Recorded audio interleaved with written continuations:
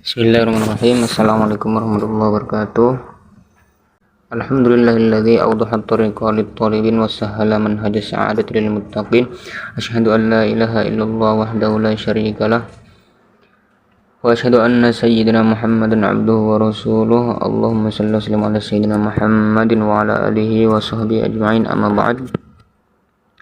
Alhamdulillah teman-teman, kita guna semuanya. Kita akan lanjutkan kajian kitab Mabadi Awaliyah, yaitu kitab yang berkenaan tentang usul fikih, usul fikih dan qawaid fikhiyah, karangan Abdul Hamid Hakim, Ustadz Abdul Hamid Hakim. Sekarang kita sudah sampai pada halaman ke-9 tentang pembahasan tentang am atau umum, seperti itu.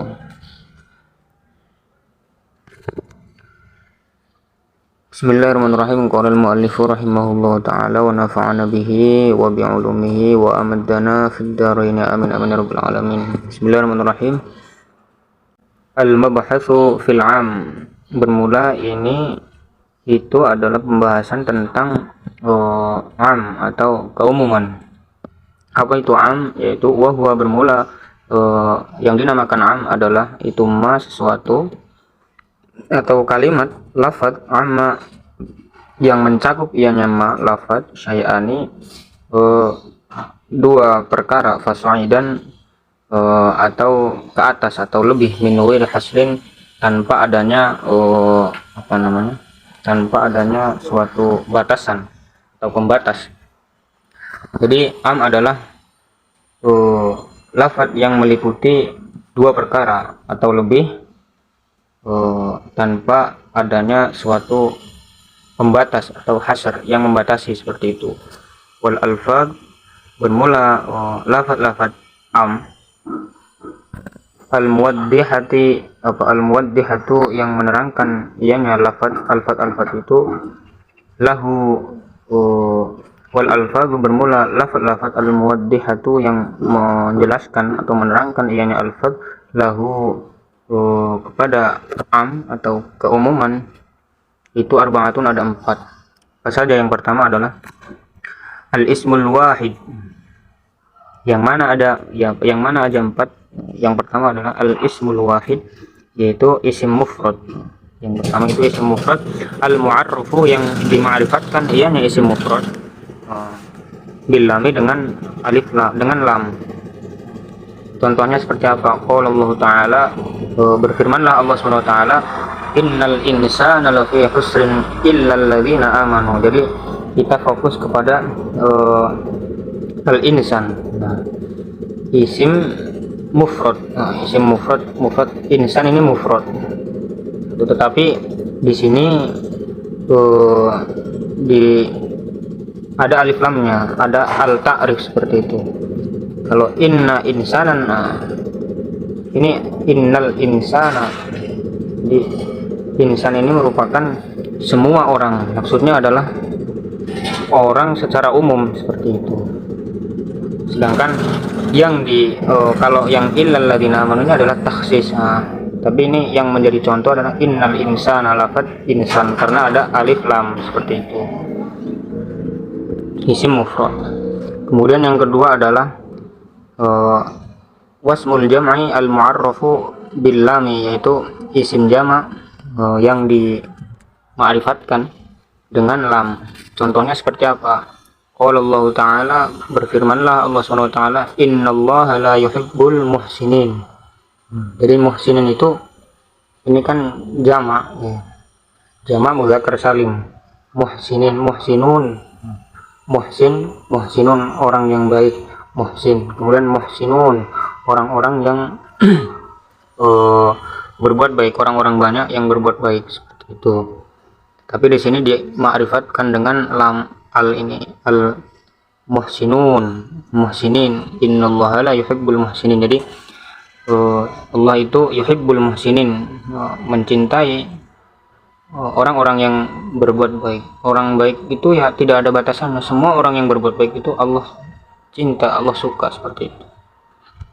Kemudian ada yang ketiga adalah wala finnakirati.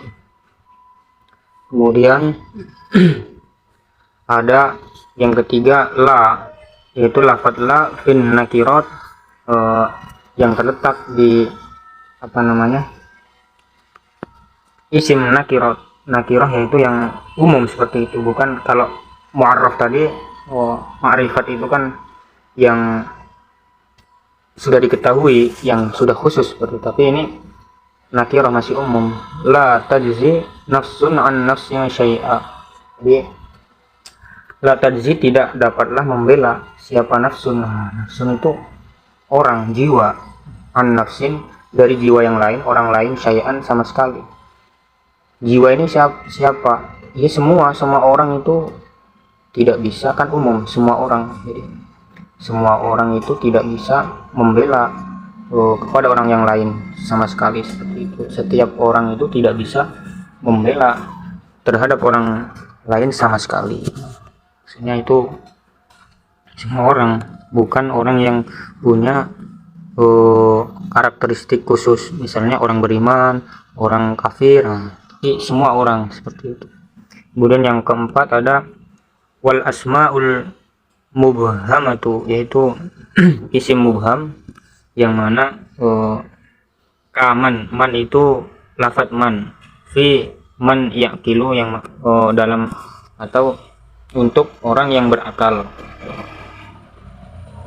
Contohnya apa? Qala Allah Ta'ala, berfirmanlah Allah Subhanahu wa taala, "Faman ya'mal mithqala dzarratin khairan yarahu." Maka faman, man itu maka orang-orang yakmal yang beramal, siapa man tadi, mithqala dzarratin, seberat satu biji sawi sekalipun, khairan yarahu, maka yarahu maka dia akan melihat, hu akan mithqala dzarrah itu balasannya itu khairan, suatu kebaikan juga. Jadi intinya adalah man, kita garis bawahi lafadz man, nyaman itu semua orang yang melakukan perbuatan yang baik, maka dia akan melihat balasannya seperti itu. Kemudian wama itu kan dari isim mubham. Isim mubham man untuk yang berakal, sedangkan ma itu fi ma la yaqil, untuk benda mati seperti itu atau yang tidak berakal. Contohnya apa? Qaulullahu ta'ala, wallahu basirun bima ta'malun. Wallahu, bermula Allah itu basirun, zat yang mengetahui, yang melihat, bima ta'malun, terhadap apa-apa, ta'maluna yang kamu melakukan, akan seperti itu. Jadi Allah itu tahu apapun, semuanya, apa-apa yang dikerjakan itu, yang kalian kerjakan, yang kita kerjakan seperti itu. Jadi tidak ada batasan. Intinya am itu artinya itu ya umum, tidak ada batasan sama sekali seperti itu. Tidak ada karakteristik, kemudian tidak ada pembatas karakteristik tertentu seperti itu. Kemudian ada ayun. Ayun itu artinya adalah mana saja seperti itu,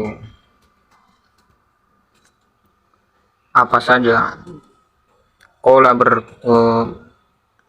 berfirman Allah Ta'ala maha luhur, maha tinggi yang Allah.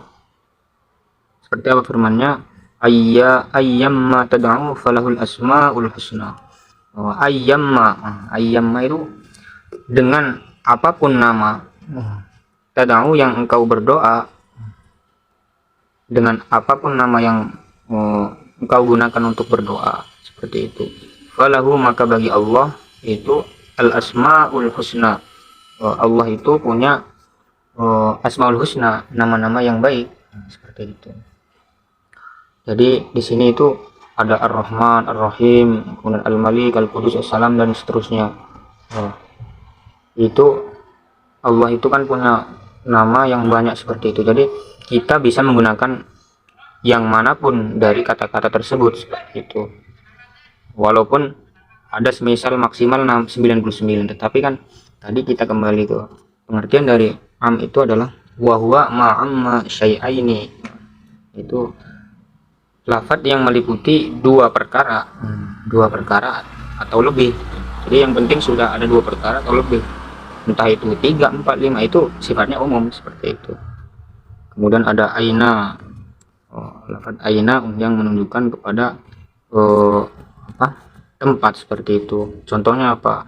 Firman Allah, qala ta'ala, Allah berfirman, ainama takunu yudrikkumul mautu, ainama dimanapun takunu berada kalian semua, yudrik maka akan mendapati mendapati kalian semua apa yang mendapati, al mautu kematian. Jadi ainama takunu, ainama itu aina dimanapun, entah itu di rumah, di sekolah, kemudian di sawah, di kebun, dimanapun.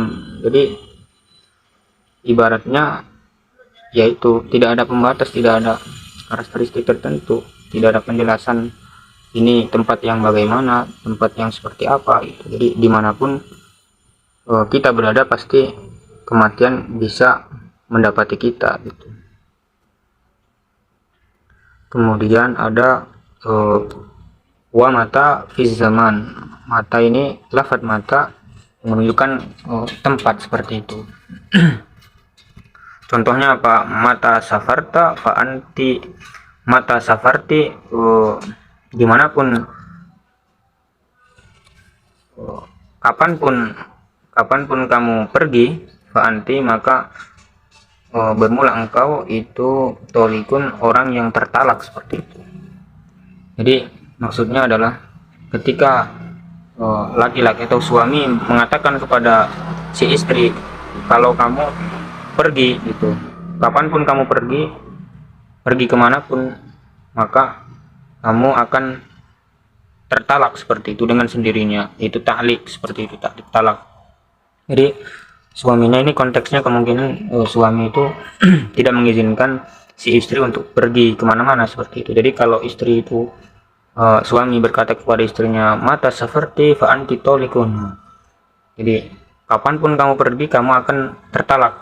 Jadi kemanapun, entah itu nanti keluar rumah, entah kemana, atau ke pasar, atau pergi untuk bekerja misal, intinya adalah kemanapun. Jadi am itu definisinya adalah kita harus pahami umum, seperti itu. Kita lanjutkan halaman 10. Al-mabhatsur rabi. Bermula ini itu pembahasan yang keempat. Fil khossi wat takhsis, yaitu yang menerangkan tentang khos atau kekhususan, lafaz khusus, dan wat takhsis, dan mengkhususkan. Jadi ada khusus, ada pengkhususan. Apa perbedaannya kita akan ketahui di penjelasan. Wal khosu, bermula pengertian dari khos itu adalah ma, sesuatu, la yatanawalu, yang tidak mencakup ianya ma, syai'aini mencakup dua perkara, fasu'idan atau lebih, min ghairi khasrin, tanpa adanya batasan atau yang mengecualikan, seperti itu. Jadi khas itu adalah kata yang mencakup dua perkara, kata yang tidak mencakup dua perkara atau lebih, seperti itu, tanpa adanya batasan. Maksudnya apa? Ya cuman satu, khusus itu satu. Kalau dua udah bukan khusus, namanya sudah umum. Ini kebalikan dari am tadi. Khas adalah kebalikan dari am. Sedangkan takhsis itu adalah ikhraju ba'di madlulil am. Bermula yang dinamakan takhsis atau pengkhususan adalah ikhraju ba'di madlulil am, yaitu mengeluarkan sebagian dari dalil-dalil am.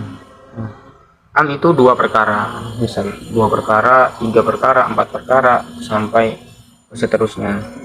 Sedangkan cara kita mentaksis bagaimana? Kalimat yang ditaksis seperti apa? Yaitu dua perkara yang dibatasi, namanya pentaksisan. membatasi lafaz-lafaz yang ada atau lafaz-lafaz yang umum, namanya itu takhsis. Wahwa bermula takhsis itu qismani, ada dua bagian. Apa saja dua itu? Yang pertama adalah muttasilun, takhsis yang muttasil, dan munfasilun, dan takhsis yang munfasil. Muttasil itu bersambung, munfasil itu yang terpisah atau tidak bersambung, seperti itu. Apa saja penjelasannya? Fal muttasilu bermula yang dinamakan takhsis muttasil itu anwaun, ada beberapa macam. Minha bermula sebagian dari muttasil, pembagian dari takhsis yang muttasil itu al istisna, yaitu pengecualian. Istisna itu pengecualian. Contohnya seperti apa? Qala Allah Ta'ala, berfirmanlah Allah Subhanahu wa taala, wal asri innal insana lafi khusrin illa alladzina amanu wa 'amilus solihati wa tawassaw bil haqqi wa tawassaw bis sabr. Wal asri demi waktu, demi masa, innal insana sesungguhnya setiap manusia. Tadi kan pada contoh di am itu insan ini menunjukkan ada al, menunjukkan umum, setiap manusia. Lafi husrin, maka benar-benar dalam kerugian ianya manusia, insan. Kecuali alladzina amanu, kecuali orang-orang yang beriman. Nah, ini istisna itu illa, kecuali, pengecualian. Jadi ini sambung kan, masih satu ayat. Sesungguhnya semua orang itu dalam kerugian. Apakah semua orang itu dalam kerugian? Ternyata tidak. Illal ladzina amanu, kecuali orang-orang yang beriman dan wa amilus sholihat. Jadi orang-orang yang beriman dan melakukan amal-amal yang soleh, amal-amal yang baik itu dia tidak termasuk dalam kategori insan yang rugi. Jadi maksud dari takhsis itu mengkhususkan, pengecualian, mengkhususkan. Umumnya semua orang insan itu rugi semua, tetapi ditaksis khusus, ada pengkhususan, kecuali orang-orang yang beriman dan melakukan amal soleh, seperti itulah. Kemudian minha yang kedua adalah at-taqidu bis sifati, yaitu pengkaidan dengan sifat. Apa itu takkid? Takkid yaitu pembatasan bis sifati, dengan sifat. Contohnya Allah Ta'ala, firman Allah Subhanahu wa taala fi kafaratil qatli, tentang kafarah atau denda pembunuhan, seperti itu. Ada ayat fatahriru raqabatin mu'minatin. Dendanya bagi orang yang membunuh itu apa? Tahriru raqabatin mu'minatin, yaitu memerdekakan budak perempuan. Jadi maksudnya apa? Takhsisnya itu mukminah ini. Jadi budak perempuan, ya budak perempuan yang apa? Yaitu yang mukminatin, yang mukmin, yang beriman, seperti itu. Jadi kafaratnya itu bukan hanya sekadar memerdekakan, pokoknya memerdekakan budak perempuan gitu.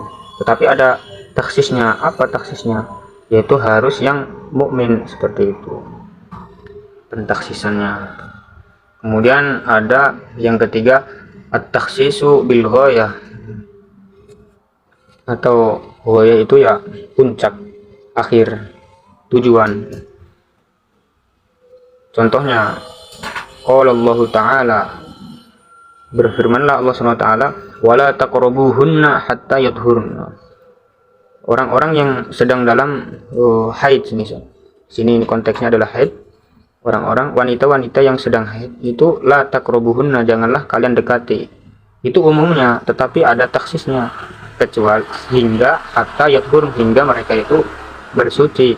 Jadi ketika sudah suci maka boleh didekati. Itu maksudnya. Minha yang keempat ada at-takhsisu bil badali, pentakhsisan, pengkhususan bil badali, dengan badal. Qala Allah Ta'ala, berfirmanlah Allah SWT, walillahi 'alan nasi hajjul baiti, walillahi, dan kepada Allah lah, dan kepada Allah 'alan nasi, wajib bagi manusia, Apa yang wajib? Hajjul baiti, berhaji ke Baitullah, ke Mekah. Nah, ini kan manusia itu wajib untuk berhaji. Ini umumnya manusia itu semua wajib, atau orang Islam itu wajib untuk melakukan ibadah haji. Tetapi ada takhsis, siapa? Yaitu nasnya itu nas atau orang yang orang istatoa yang mampu ia nyaman ilaihi kepada bait, apanya yang yaitu sabilan, jalannya, atau kemampuan seperti itu. Orang-orang yang mampu ia sanggup secara material atau secara finansial seperti itu.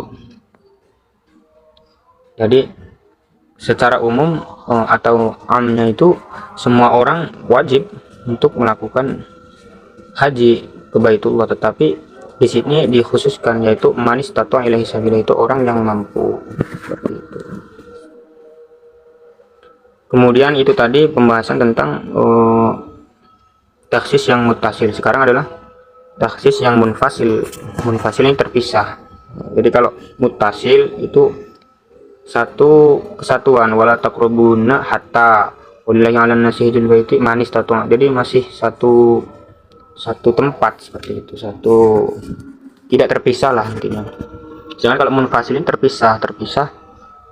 Nah, nanti akan tahu lah. Contohnya kitab dengan Al-Quran dengan Al-Quran kan satu ayat dengan ayat yang lain, nah itu pisah. Al-Quran dengan hadis, Al-Quran dan hadis kan pisah, itu tidak satu tempat. Yang satu di Al-Quran, yang satu di hadis misal. Kita lanjutkan. Bismillahirrahmanirrahim. Al-munfasilu bermula takhsis yang munfasil, yang pisah itu anwaun, ada beberapa macam. Yang mana macam-macamnya itu? Yang pertama adalah takhsisul kitab bil kitab, yaitu pengkhususan Al-Quran dengan Al-Quran, ayat Al-Quran dengan ayat Al-Quran. Contohnya, Allah Ta'ala, berfirmanlah Allah SWT, wala tankihul musyrikati, janganlah kalian semua menikahi al-musyrikati, orang-orang perempuan yang musyrik. Itu dikhususkan atau khassasa mengkhususkanlah Allah SWT biqaulihi dengan dengan firman-Nya Allah yang lain, yaitu wal muhsanatu minal ladzina utul kitaba min qablikum. Ini di dalam surat Al-Maidah itu ada al-yauma uhilla lakum wal muhsanatu minal ini wal muhsanatu minal ladzina utul kitaba min qablikum, yaitu dihalalkan pada hari ini. Itu ayatnya panjang ya. Makanan kita boleh memakan makanan orang ahli kitab. Kemudian wal muhsanatu minal ladzina utul kitaba min qablikum, dan dihalalkan juga orang-orang yang muhsanat. Muhsanat itu ya artinya adalah orang yang menjaga kehormatan seperti itu, tidak berzina, dari golongan minal ladzina utul kitab, golongan para ahli kitab seperti itu. Padahal kan ahli kitab itu bukan orang Islam seperti itu, tapi minal ladzina utul kitab min qablikum, maksudnya halal lakum, Allah menghalalkan lakum kepada kalian umat Islam.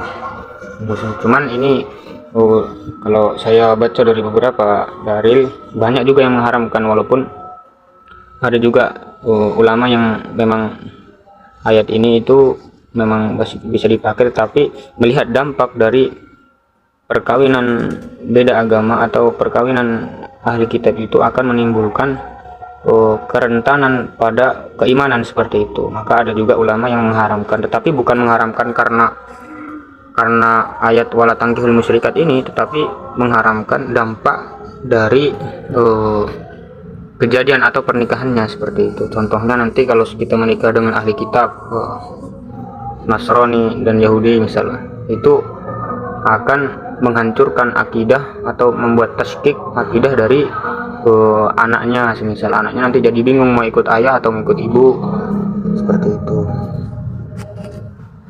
Itu sedikit tambahan. Kemudian yang kedua adalah takhsisul kitab bis sunnah, yaitu pentaksisan pengkhususan ayat Al-Quran bis sunnah dengan hadis. sunnah. Contohnya qala Allah Ta'ala, berfirmanlah Allah Subhanahu wa taala, yusikumullahu fi auladikum lidzakari mithlu hadzil unthayain. Yusikum, berwasiatlah, yusikum, memberikan wasiat, kum, kepada kalian semua, siapa Allah fi auladikum, tentang anak-anakmu. Apa wasiatnya? Lidzakari mithlu hadzil unthayain, bagi bagian laki-laki itu adalah setengah dari bagian perempuan. Jadi laki-laki itu 2 kali lebih banyak dari bagian perempuan, seperti itu. Nah, ayat itu mengandung wasiat, waris, seperti itu. Waris yang asyamil lil walidi asyamil lil waladil kafir, yang mencakup anak yang kafir. Seperti itu kan, auladikum itu bisa jadi anaknya itu non Islam, misalnya anaknya itu non Muslim, seperti itu. Apakah dia juga mendapatkan warisan itu? Ternyata ditaksis oleh hadis Nabi seperti itu. Khussiso atau khussiso, ditaksislah ayat yusikumullahu fi auladikum itu di hadis sahihaini dengan hadis Bukhari Muslim. Apa hadisnya? La yarithul muslim al kafiro, maka tidak dapat mewarisi al muslim, orang muslim, al kafiro, terhadap orang kafir, walal kafiru al muslim, dan juga tidak dapat mewarisi atau memberikan warisan al kafiru, orang kafir, al muslimat, pada orang muslim. Jadi yang tadinya pokoknya tentang anak, setiap anak itu mendapatkan warisan, seperti itu. Umumnya seperti itu, tapi ditaksis orang kafir, anak yang kafir, anak yang non muslim itu tidak dapat mewarisi harta dari orang tua yang Islam, seperti itu. Begitu juga sebaliknya, orang tua kafir, anaknya muslim juga tidak bisa saling mewarisi, istilahnya seperti itu. Kemudian selanjutnya yang ketiga adalah wa takhsisus sunnati bil kitabah, yaitu penghususan sunnah atau hadis bil kitab dengan Al-Qur'an. Katakhsisi hadis sahihaini seperti penghususan atau takhsis hadis yang diriwayatkan oleh Bukhari Muslim. Apa? La yaqbalullahu salata ahadikum idza ahdatsa hatta yatawaddo. La yaqbal, tidak menerima Allah salat ahadikum, akan salat kalian semua, salah satu di antara kalian semua, idza ahdatsa, ketika ahdatsa, berhadas si ahad, hatta yatawaddo, hingga berwudu si ahad, seperti itu. Ditaksis dengan apa? Dengan dalil itu tadi kan sunnah, dengan hadis ya. Ditaksis dengan ayat Al-Qur'an. Wa in kuntum marda aw ala safarin aw jaa ahadukum minal ghaibi aw lamastumun nisa falam tajidu ma'an. Dan jika kalian itu sakit sampai ini berhadas, tetapi dia itu sakit misal, kemudian tidak bisa menggunakan air, atau tidak sakit, tetapi tidak ada air, maka boleh menggunakan falam tajidu ma'an fatayammamu, maka bertayamumlah. Tayamum ini sudah bisa menggantikan wudu. Seperti itu. Kemudian yang keempat adalah wa takhsisus sunnah bis sunnah, yaitu takhsis sunnah dengan sunnah, yaitu penghususan hadis dengan hadis. Contohnya adalah takhsisul hadis sahihaini, yaitu penghususan hadis Bukhari Muslim. Apa itu hadisnya? Fi ma saqat as-sama'ul ashru, itu sabit pada tumbuhan atau tanaman, saqat yang menyirami kepada tumbuhan tersebut, as-sama'u, langit atau air hujan, maka al-usru adalah 1/10. Jadi zakatnya tumbuhan atau tanaman yang disirami oleh air hujan maka adalah 1/10 seperti itu. Ditaksis dengan bihaditsihima, dengan hadis sahih ini juga Bukhari Muslim. Apa hadisnya? Laisa fima duna khamsati ausukin shadaqah. Jadi tidak adalah kewajiban jadi fima duna khamsati ausukin pada sesuatu yang kurang dari 5 suk. Apa yang tidak wajib sedekahun zakat. Jadi awalnya setiap segala sesuatu yang disirami itu wajib 1/10, tetapi ditaksis dengan kalau kurang dari 5 suk maka tidak wajib sedekah, tidak wajib zakat seperti itu. Umumnya adalah atau lafaz amnya adalah baik itu 4 suk, 3 suk itu wajib zakat jika disirami dengan air hujan, tetapi ketika lafaz itu hadis tersebut ditaksis dengan jika kurang dari 5 suk maka tidak wajib zakat seperti itu. Kemudian yang kelima adalah takhsisul kitab bil qiyas, yaitu pentaksisan Al-Qur'an dengan qiyas seperti itu. Qaulihi, seperti firman Allah SWT, az-zaniyatu waz-zani fajlidu kulla wahidin minhuma mi'ata jaldah. Az-zani bermula perempuan, wanita pezina, waz-zani dan laki-laki pezina, fajlidu maka deralah kulla wahidin setiap dari mereka, minhuma dari zaniyah dan zani tadi itu didera dengan mi'ata jaldah, dengan 100 deraan. Fa innahu maka sesungguhnya dikhususkan mina dari ayat itu. Apa yang dikhususkan al-amatu, yaitu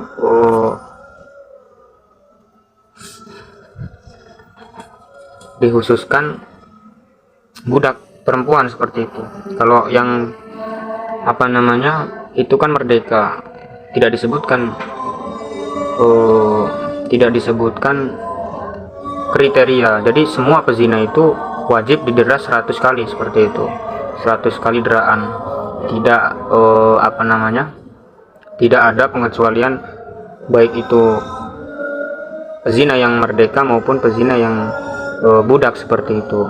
Tetapi fa'alaiha nisfu dzalik, bagi si perempuan yang budak perempuan itu nisfu dzalik, setengah dari 100 jilid, 100 deraan. Biqaulihi, dengan dikhususkan kiasnya itu fa'in ataina bifahishatin fa'alaihinna nisfu ma'alil muhsanati minal azab. Dan jikalau perempuan-perempuan itu mendatangi atau melakukan bifahishatin dengan perkara yang keji atau berzina, fa'alaihinna maka wajib bagi si perempuan atau pezina perempuan yang budak itu nisfu ma'al muhsanati min al'adzab, setengah dari hukuman yang berlaku kepada wanita muhsanat yang merdeka. Jadi min al'adzab hukumannya seperti itu. Jadi dikiaskan dengan bahwa ketika perempuan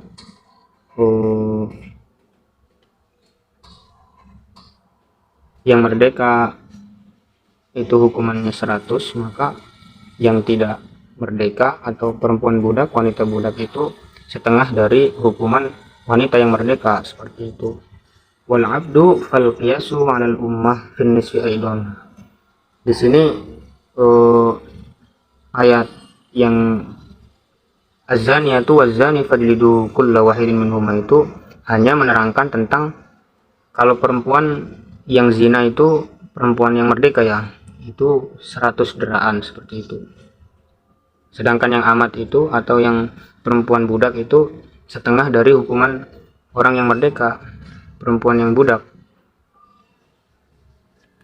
Dan untuk budak laki-laki seperti apa? Maka dikiaskan dengan pengiasan seperti itu juga. Jadi wal abdu, budak laki-laki, fal qiyasu 'alal ummat fi nisfi aidan. Jadi kalau ada laki-laki atau budak yang berzina juga dikiaskan atau mendapatkan setengah juga dari hukuman laki-laki yang berbuat zina seperti itu. Kemudian ada yang terakhir itu yang keenam, sebenarnya banyak ya, cuman di sini disebutkan hanya 6. Apalagi itu, yaitu takhsisus sunnah bil qiyas, yaitu pengkhususan atau takhsis sunnah dengan qiyas. Qaulih sallallahu alaihi wasallam, seperti sabda Nabi sallallahu alaihi wasallam, layyul wajidi, menundanya atau orang kaya yang menundanya orang kaya atau penundaan hutang bagi orang yang kaya itu yuhillu, istilahnya apa ya, layyul wajib itu ya orang yang kaya, orang yang mampu yang berhutang, yuhillu dihalalkan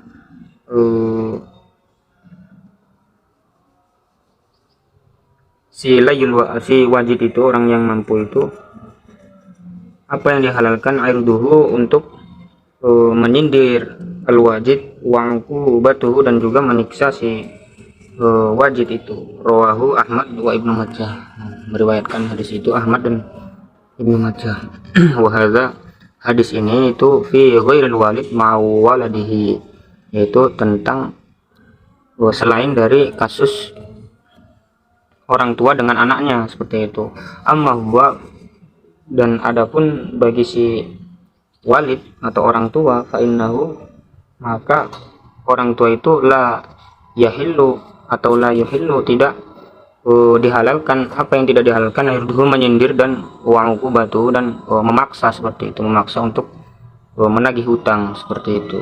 Biasan ala adami qauli uffit sabit, dikiaskan dengan tidak bolehnya berkata kasar kepada orang tua, as-sabit di qaulihi ta'ala, dalam firman Allah SWT, fala taqul lahuma uffin, janganlah kalian berkata lahuma kepada kedua orang tua, uffin kata bil aula, dengan kias aulawi seperti itu, apalagi seperti itu, maksudnya aulawi itu ya yang lebih tinggi. Berkata kasar saja tidak boleh, apalagi sampai menagih hutang dengan cara menyindir dan juga dengan cara menyiksa atau memaksa seperti itu. Jadi mungkin hanya itu yang bisa kita sampaikan dulu. Banyak kesalahan mohon dimaafkan, semoga ada manfaatnya. Wallahul muwaffiq ila aqwamit thoriq. Wassalamualaikum warahmatullahi wabarakatuh.